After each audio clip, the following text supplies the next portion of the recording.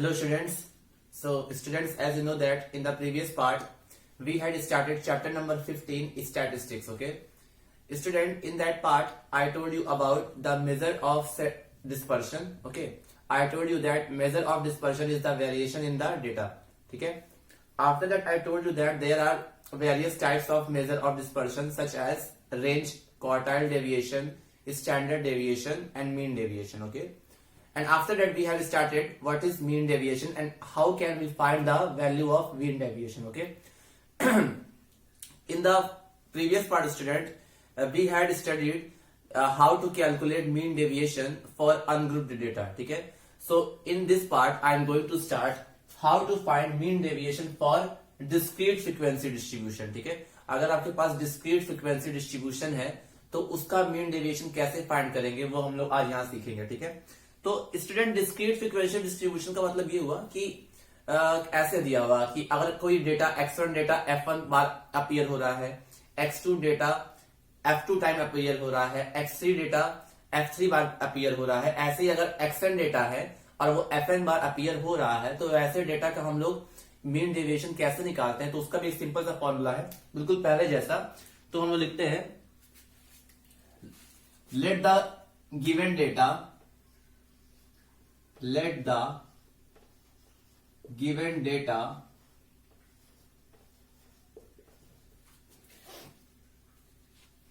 consist of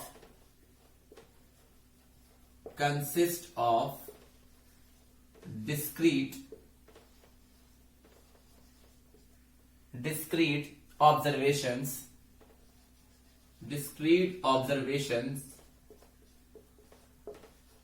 x1, x2, x3 and so on xn. ठीक है, occurring with frequencies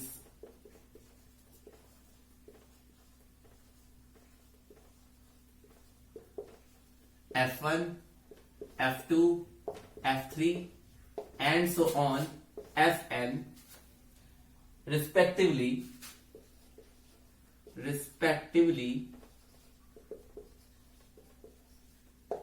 So in this case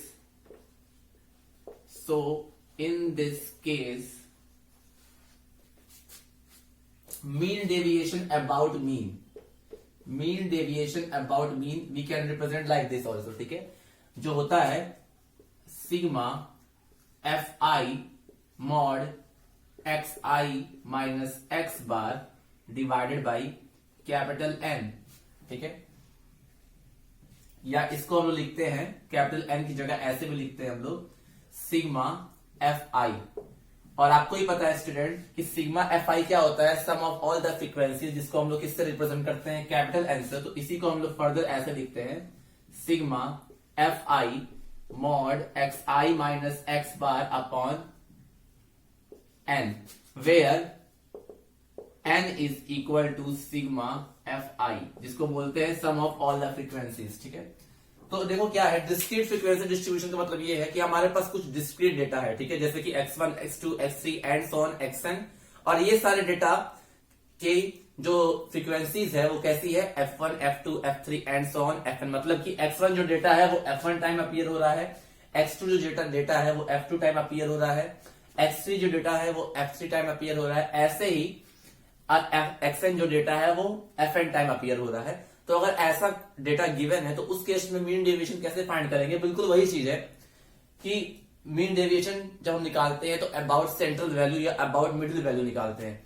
वो या तो mean के अराउंड निकालते हैं, वो या तो मीडियन के अराउंड निकालते हैं. तो हमने कल भी दो फॉर्मूला पढ़ा था, mean deviation about mean and mean deviation about median.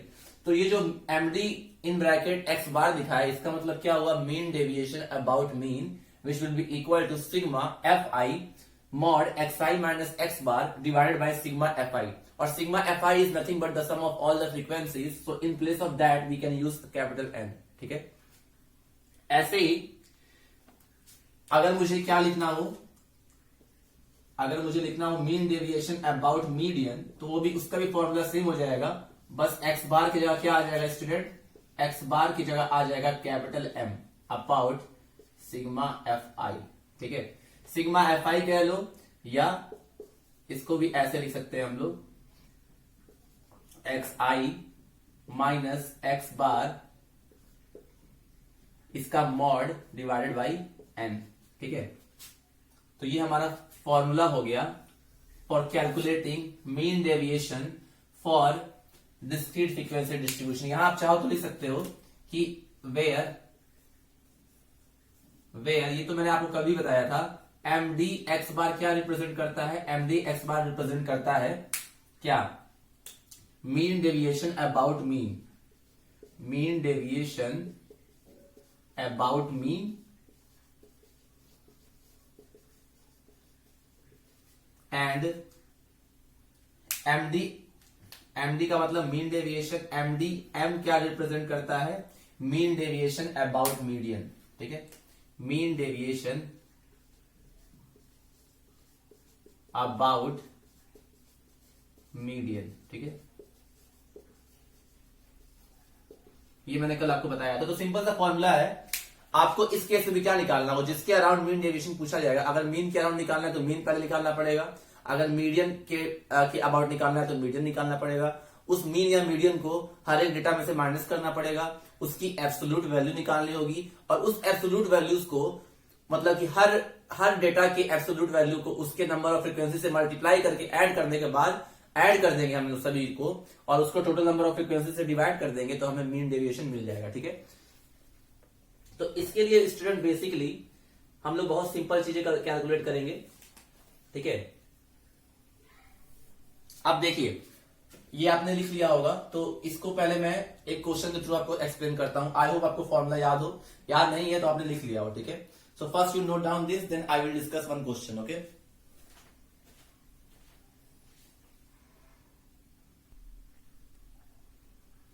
now student one question is based upon that previous formula which we have discussed just now, that find the mean deviation about the mean for the following data। ठीक है, ये एक data दिया हुआ है कि xi की कुछ वैल्यूज दी हुई है। ठीक है, xi की वैल्यू क्या है, 3, 9, 17, 23, 27, मतलब x1, x2, x3, x4, x5। ठीक है, और इन x1, x2, x3, x4, x5 के करस्पॉन्डिंग जो फ्रीक्वेंसीज है, मतलब कि 3 कितनी बार आ रहा है, 8 बार, 9 कितनी बार आ रहा है, 10 बार, 17 कितने टाइम्स आ रहा है, 12, 23 is coming 9 times and 27 is coming 5 times. ठीक है, मतलब कि डेटा है और उनकी नंबर ऑफ फ्रीक्वेंसीज दी हुई है कितनी बार आ रहा है। इसी डेटा को क्या बोलते हैं, डिस्क्रीट फ्रीक्वेंसी डिस्ट्रीब्यूशन। डिस्क्रीट इसलिए बोलते हैं क्योंकि ये अलग अलग डेटा है, इसमें कहीं भी ग्रुपिंग वाला चीज नहीं है, क्लास इंटरवल टाइप का नहीं दिया हुआ है, और फ्रीक्वेंसी डिस्ट्रीब्यूशन इसलिए है क्योंकि पर्टिकुलर डेटा बहुत बार रिपीट कर रहा है, इसलिए इसको बोलते हैं discrete frequency distribution.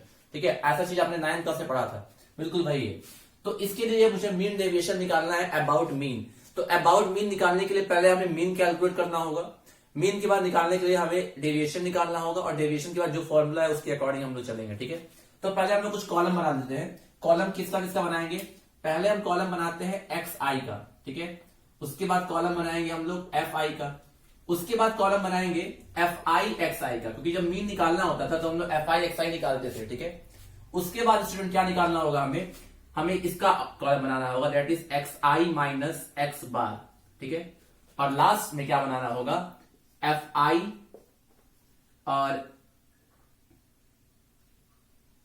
X I minus X बार का प्रोडक्ट। ठीक है, मतलब कि ये 5 बनाना है, क्योंकि हम लोग ये 5 इसलिए बनाना है क्योंकि हमको इन 5 की जरूरत पड़ेगी।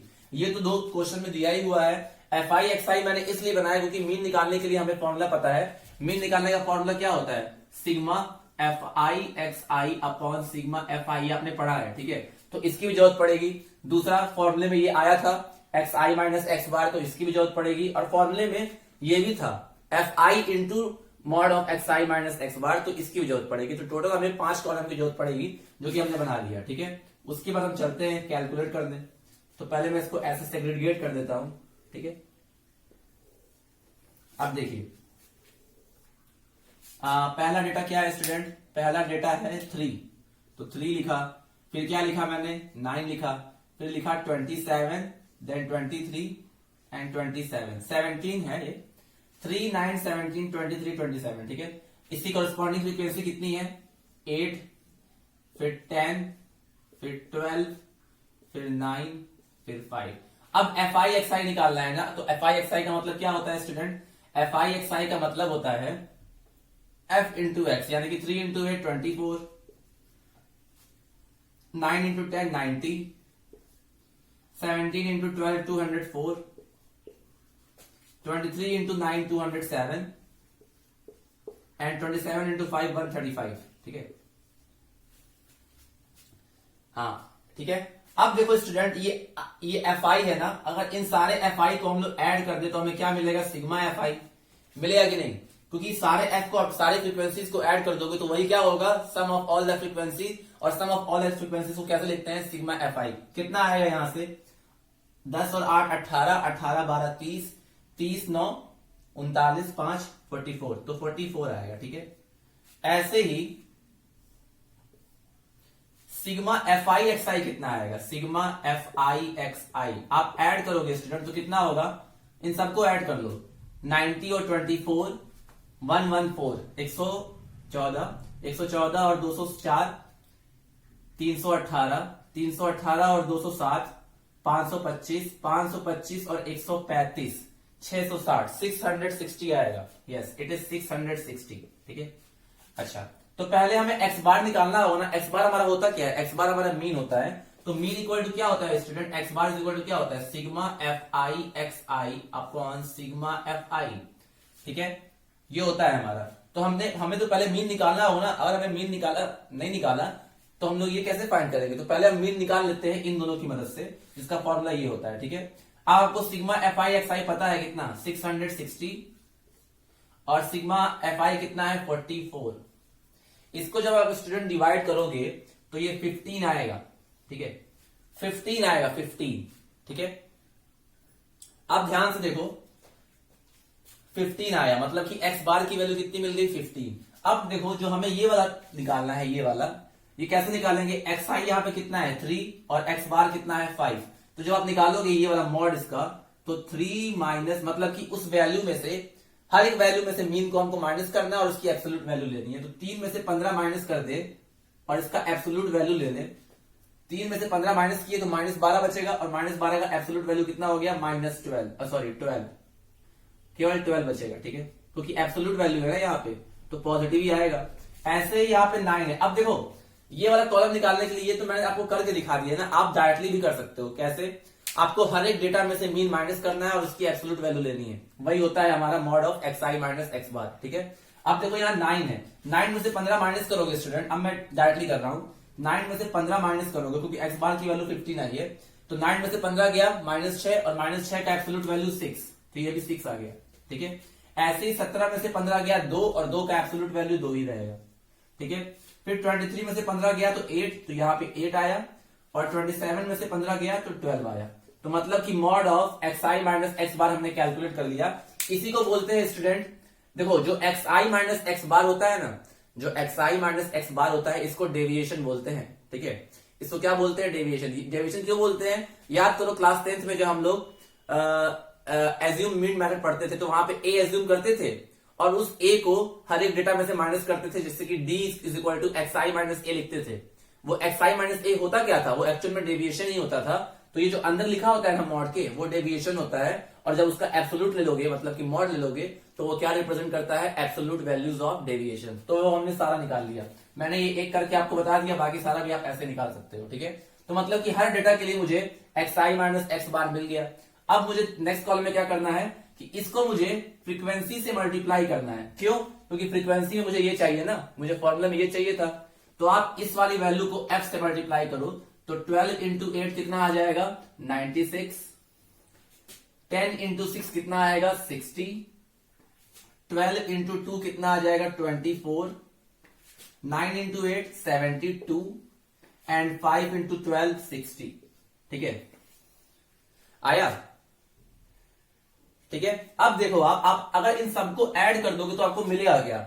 आपको मिलेगा sigma F I mod of X I minus X bar. क्योंकि सबको ऐड कर दोगे तो इसका मतलब उसको किससे रिप्रेजेंट करेंगे?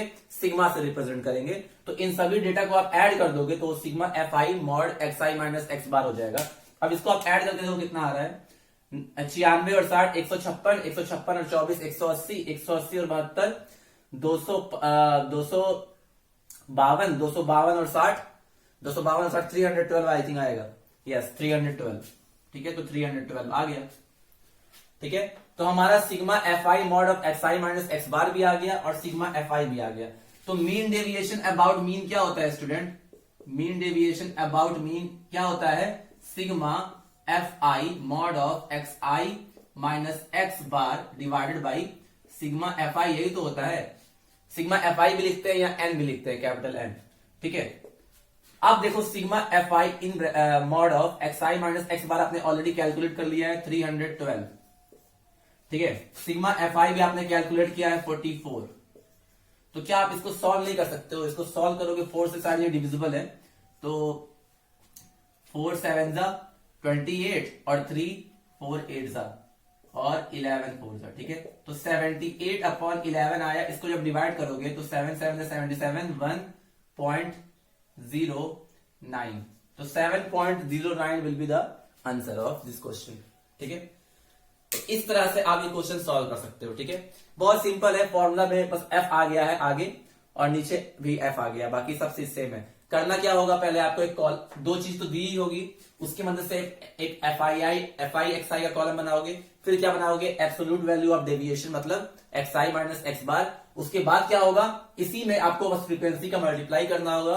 सो F I mod of X I minus X bar, क्योंकि ये हमको फॉर्मूले में चाहिए होता है। फिर क्या करेंगे हम लोग, यहाँ पे जो डेटा दिया लिख लेंगे, एफ आई एक्स आई निकालेंगे और इन दोनों को ही ऐड कर लेंगे। इन सबको ऐड करोगे तो सिग्मा एफ आई मिल जाएगा, मतलब कि सम ऑफ ऑल फ्रीक्वेंसी। इनको मल्टीप्लाई कर लोगे तो सिग्मा एफ आई एक्स आई मिल जाएगा। यहां से आप मीन निकाल लोगे, क्योंकि हमें अबाउट मीन निकालना है तो पहले हमको मीन निकालना पड़ेगा। मीन कितना आ गया 15।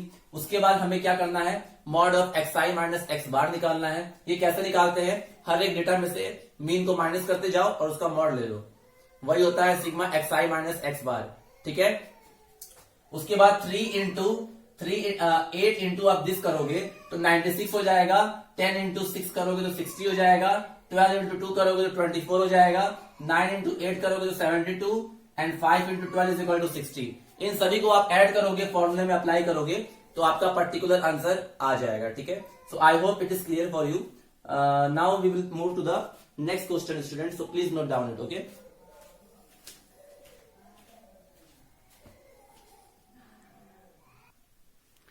सो I hope it is clear to you student. Basically formula apply किया गया। ये वो क्वेश्चन था जिसमें मीन डेविएशन हमको अबाउट मीन निकालना था। ठीक है, अबाउट मीन निकालने के लिए पहले मीन निकालना होगा, फिर सारी डेविएशन को क्या बोलते हैं, एक्स आई माइनस एक्स बार, सारे डेविएशन का एब्सोल्यूट वैल्यू निकालना होगा और फिर उसको फ्रीक्वेंसी से मल्टीप्लाई करके इस सभी को ऐड करना होगा, जो कि हमें क्या देगा, sigma F I mod of X I minus X bar. Sigma F आई तो आपने निकाला ही है, बस फॉर्मूला में पुट कर दोगे तो आपका आंसर आ जाएगा। अब जो मैं नेक्स्ट क्वेश्चन बताने जा रहा हूं वो होगा mean deviation of discrete frequency distribution about it's median. ठीक है, तो वो कैसे करेंगे वो भी आप देख लीजिए। ठीक है, so first you note down it, then we will discuss. Now student, again the similar question, but in this question we have to calculate mean deviation about median for the following data. Again, discrete data is given, discrete frequency distribution is given and we have to calculate the mean deviation about the median. ठीक है, तो इसके लिए भी वही हम लोग करेंगे, टेबल बनाएंगे, लेकिन इस केस में हमें मीन नहीं फाइंड करना होगा, पहले हमको मीडियन फाइंड करना होगा, क्योंकि हमको किसके अराउंड निकालना है, मीडियन के अराउंड। तो मीडियन फाइंड करने के लिए हमारा शुरू का दो कॉलम तो सेम रहेगा, एफ आई और एक्स आई वाला, लेकिन जब मीडियन फाइंड आउट करते हैं स्टूडेंट, तो जो एफ आई एक्स आई का कॉलम हम लोग बनाते हैं किसमें, मीन वाले में, वो वाला कॉलम नहीं बनाएंगे। कौन सा कॉलम बनाएंगे हम लोग बनाएंगे कॉलम क्यूमुलेटिव फ्रीक्वेंसी का, जिसको बोलते हैं सीएफ। ठीक है, सबको पता होगा सीएफ। ठीक है, सीएफ के बाद क्या निकालेंगे स्टूडेंट, हम लोग डेविएशन निकालेंगे, जो लिखते हैं हम लोग x I minus X bar, sorry x बार नहीं M, x I minus M, capital M, जो कि कैपिटल एम क्या होता है, मीडियन। और उसके बाद नेक्स्ट कॉलम जो होगा F I mod of X I minus M. ठीक है, बस आप बनाते जाइए, बिल्कुल वही प्रोसीजर है। ठीक है, एक ही ऐसा मेथड है बेटा, कुछ ज्यादा टफ है नहीं। ठीक है, तो देखिए डेटा पहले लिख लेते हैं। डेटा है हमारे पास 10, 15, 20, 25, 30, 35, 40 एंड 45, ठीक है। उसके बाद फ्रीक्वेंसीज कितनी है, 7, 3, 8, 5, 6, 8, 4, 3, ठीक है। अच्छा, अब क्यूमुलेटिव फ्रीक्वेंसी कैसे निकालते हैं कि सारे फ्रीक्वेंसीज को ऐड करते जाते हैं। पहले तो केवल 7 है, दूसरे में क्या हो जाएगा, 7 और 3 10, फिर कितना हो जाएगा 18, फिर 23, फिर 29, फिर 37, फिर 41 एंड देन 44, ठीक है। लास्ट में 44 आया, ठीक है। कुछ मैंने मिस किया है क्या? 44 आ रहा है मेरा, कहीं छूटा है क्या? एक मिनट, 7, 10, 18, 23, 29, 8, 37, 7, एक स्टेप मैंने I think, wait a minute student, let me check. 10, 7, 15, 3, 28, 25, 5, 30, 6, 35, 8, 40, 4 और 45, 9। ये 9 है स्टूडेंट, यहां मैंने गलत लिख दिया है, ठीक है। ये 9 है, ठीक है। वहां 9 लिखा था, यहां 3 लिखा है, ठीक है। कोई नहीं, तो 7, 7, 3, 10, उससे फिर 8 जोड़ेंगे तो 18, देन 23, देन 29, देन 37, देन 41, यहां आएगा 50, ठीक है। ये जो मैंने 3 लिखा था वहां पे 9 था, इसलिए यहां पे क्या आ गया 50। तो यानी कि स्टूडेंट ये जो लास्ट वाला होता है यही हमारी क्या होती है, सम ऑफ ऑल द फ्रीक्वेंसीज। क्योंकि आप अगर इस सबको ऐड करते हैं, आप खुद देखो, अगर आप इन सबको ऐड करते तो कितना मिलता है, 7 और 3 10, 10 और 8 18, 5 23, 6 29, 8 37, 4 41, 9 50, 50 आता। और क्यूमुलेटिव फ्रीक्वेंसी के लास्ट में भी कितना आ रहा है, 50। इसका मतलब sum of all the frequencies कितनी है, 50। मतलब कि हम जानते हैं ना कि n इक्वल टू क्या होता है, सिग्मा fi, जो कि कितना है 50, ठीक है। तो मीडियन निकालने के लिए क्या करेंगे स्टूडेंट, मीडियन निकालने के लिए हम क्या करते हैं, sum of all the frequencies का हाफ निकालते हैं इस केस में, ठीक है। जैसे हमने जो क्लास 10 से पढ़ा था वो हमने पढ़ा था find the median for the group frequency distribution, मतलब कि क्लास इंटरवल दिया होता था और उस केस में आपको क्या फाइंड करना होता था, मीडियन। तो वहां पे भी हम लोग n निकालते ही थे, फिर n का हाफ करते थे, और n के हाफ से जो भी बड़ा क्लास होता था वही हमारी उसी क्लास में हमारा मीडियन क्लास होता था, मतलब कि उसी में हमारी फ्रीक्वेंसी होती थी, मीडियन होता था। तो यहाँ पे तो क्लासेस है ही नहीं, तो यहां भी आप n/2 ही निकालोगे। आप n का हाफ निकालो, n का हाफ निकालोगे तो 25 आएगा, n का हाफ निकालोगे तो 25 आएगा। अब 25 से जस्ट बड़ा क्यूमुलेटिव फ्रीक्वेंसी कौन सा है, 25 से जस्ट बड़ा n/2 निकालते हैं। पहले आप सम ऑफ ऑल द फ्रीक्वेंसीज निकाल लोगे ऐसे केस में मीडियन निकालने के लिए। ये 9th में था, 10th में नहीं पढ़े थे आप, 9th में था। लेकिन तो जब डिस्क्रीट फ्रीक्वेंसी डिस्ट्रीब्यूशन दिया होता है तो मीडियन कैसे निकालते हैं, क्यूमुलेटिव फ्रीक्वेंसी निकाल लेते हैं। क्यूमुलेटिव फ्रीक्वेंसी का जो n की वैल्यू 50 मिल गई, अब हम लोग n/2 निकालते हैं। n/2 कितना आया, 25, ठीक है। n/2 हमारा आ गया है स्टूडेंट 25। तो 25 से जस्ट बड़ा क्यूमुलेटिव फ्रीक्वेंसी कौन सा है, 25 से जस्ट बड़ा क्यूमुलेटिव फ्रीक्वेंसी ये है। तो इसके करस्पॉन्डिंग जो x होगा वही हमारा मीडियन हो जाएगा, मतलब कि इस 29 के करस्पॉन्डिंग x कौन सा है, 30। तो यानी कि जो हमारा मीडियन आएगा student, median that is capital M, that will be 30, ठीक है। ऐसे निकालते हैं इस तरह की फ्रीक्वेंसी डिस्ट्रीब्यूशन का मीडियन। ये और भी सिंपल होता है, केवल आप क्यूमुलेटिव फ्रीक्वेंसी निकालो सॉरी, ग्रुप फ्रीक्वेंसी डिस्ट्रीब्यूशन का तो एक फॉर्मूला था, that is L plus n/2 minus CF upon F into H। वो फॉर्मूला था ग्रुप फ्रीक्वेंसी डिस्ट्रीब्यूशन के लिए। लेकिन ये ग्रुप फ्रीक्वेंसी डिस्ट्रीब्यूशन नहीं है, ये डिस्क्रीट फ्रीक्वेंसी डिस्ट्रीब्यूशन है। तो इसके लिए निकालना और भी इजी है, आप सम ऑफ ऑल द फ्रीक्वेंसीज निकाल लो, उसका हाफ करो, जो भी आएगा उससे जस्ट बड़ा क्यूमुलेटिव फ्रीक्वेंसी जो होगा उसके करस्पॉन्डिंग जो x होगा, उसके करस्पॉन्डिंग जो x होगा वही हमारा क्या हो जाएगा, मीडियन। तो आप देख सकते हो 25 से जस्ट बड़ा क्यूमुलेटिव फ्रीक्वेंसी कौन सा है, 29। तो 29 के करस्पॉन्डिंग जो x होगा, x जो होगा x, वही हमारा क्या होगा, मीडियन। तो मीडियन कितना आ गया, 30। तो इस तरह की डिस्ट्रीब्यूशन का मीडियन निकालते हैं। एक बार रिकॉल के लिए मैंने आपको बता दिया ये चीज। अब मुझे xi माइनस m निकालना है, मतलब कि हर एक डेटा में से मुझे मीडियन को माइनस करना है और उसका एब्सोल्यूट वैल्यू लेना है, ठीक है। तो ये 10 है, 10 में से आप 30 को माइनस करोगे तो -20 आएगा। अरे यहाँ पे पहले डेटा के लिए xi कितना है, 10, मीडियन 30 है, 10 में से 30 गया, -20 आएगा। और -20 का जब एब्सोल्यूट वैल्यू लोगे तो कितना मिलेगा आपको, 20, ठीक है। उसके बाद ये 15 है, 15 में 15 माइनस 30 करोगे तो -15, -15 का एब्सोल्यूट वैल्यू 15, ये भी 15 ही होगा, ठीक है। ये 20 है, 20 माइनस 30 -10, -10 का एब्सोल्यूट वैल्यू 10, ठीक है। ऐसे ही 25 माइनस 30 -5, -5 का एब्सोल्यूट वैल्यू 5। उसके बाद 30 माइनस 30 0, और 0 का एब्सोल्यूट वैल्यू 0 ही होगा, ठीक है। उसके बाद 35 माइनस 35 और 5 का एब्सोल्यूट वैल्यू 5 ही होगा।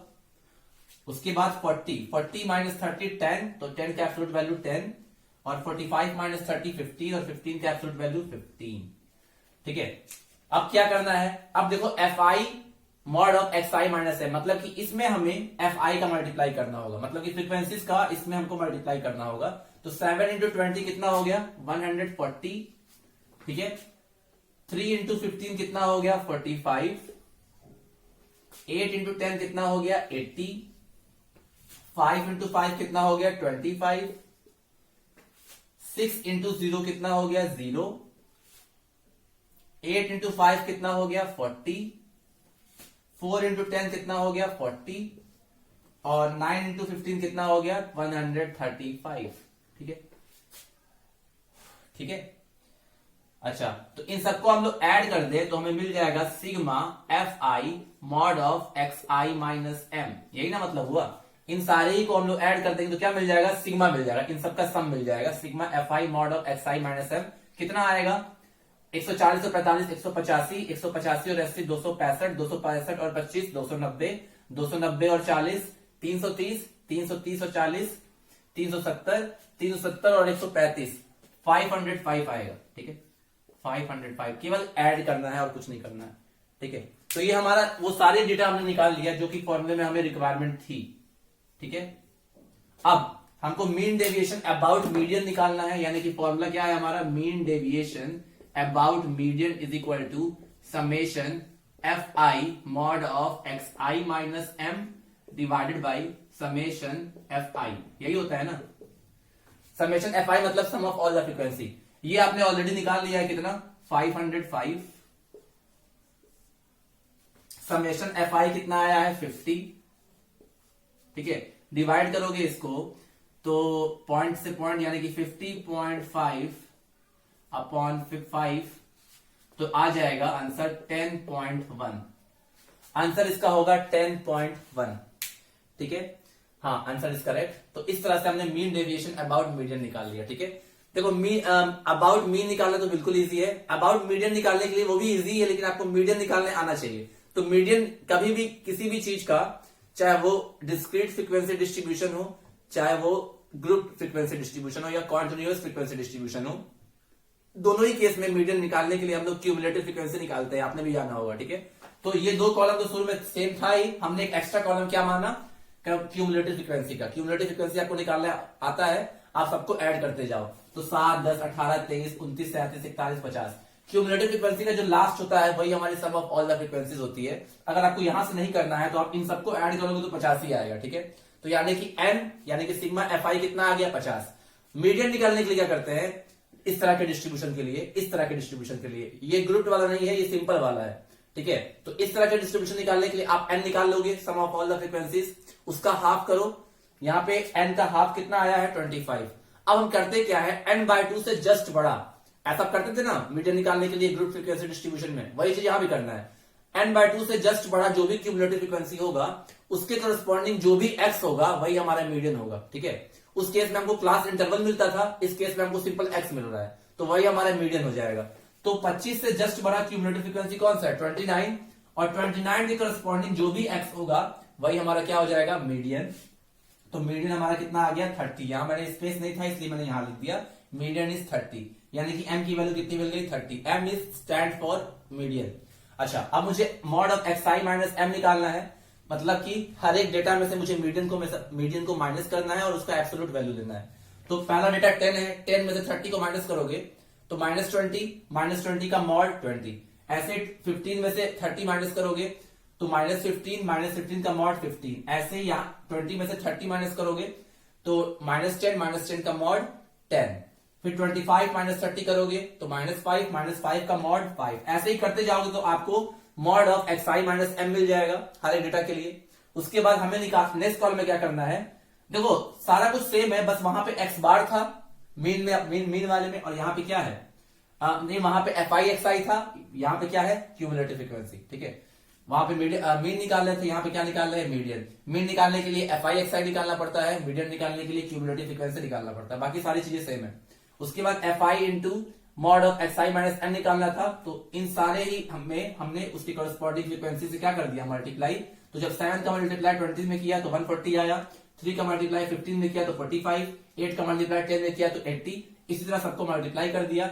अब मुझे क्या करना था, इन सबको ऐड करना था। तो जब मैं इन सबको ऐड करूंगा तो उस सिंबल को कैसे रिप्रेजेंट करूंगा, इसी का मैं क्या ले लूंगा समेशन। तो वो क्या रिप्रेजेंट करेगा, summation of F I mod of X I minus M. इन सबको ऐड किया तो 505 आया। अब मुझे मीन डेविएशन निकालना है, जिसका फॉर्मूला मुझे पता है, क्या होता है mean deviation about mean is sigma F I mod of X I minus M is equal divided by sigma F I. Value put किया और आंसर आ गया 10.1, ठीक है।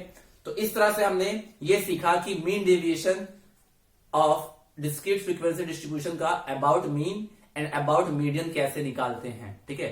तो ये हमने जो पढ़ा है ये चीज आज के टॉपिक में, वो हमने पढ़ा है mean deviation for the discrete frequency distribution. Discrete frequency distribution का मतलब डेटा दिया होगा और डेटा की कॉरेस्पॉन्डिंग फ्रीक्वेंसीज दी होगी, ठीक है। सिंपल डेटा दिया होगा और उसकी फ्रीक्वेंसीज दी होगी, उसको बोलते हैं डिस्क्रीट फ्रीक्वेंसी डिस्ट्रीब्यूशन। अब नेक्स्ट क्लास में हम लोग पढ़ेंगे ग्रुप्ड फ्रीक्वेंसी डिस्ट्रीब्यूशन। ग्रुप का मतलब कि जो भी डेटा दिया होगा वो एक तरह से क्लास इंटरवल के टर्म्स में दिया होगा। उस केस में आपको मीन डेविएशन निकालना होगा about mean and about median, जो कि आप पढ़े हो क्लास 10th में। तो वो हम लोग नेक्स्ट पार्ट में पढ़ेंगे। उसके नेक्स्ट पार्ट में हम लोग स्टैंडर्ड डेविएशन और वेरिएंस पढ़ेंगे। उसके बाद ये चैप्टर हो जाएगा finish. It means that only 2 parts are required to finish this chapter. So I hope that whatever things I taught in the part 1 and part 2 that is clear to you. Remaining thing we will discuss in the next part of the video. So till then students, have a nice day. Take care. Thank you.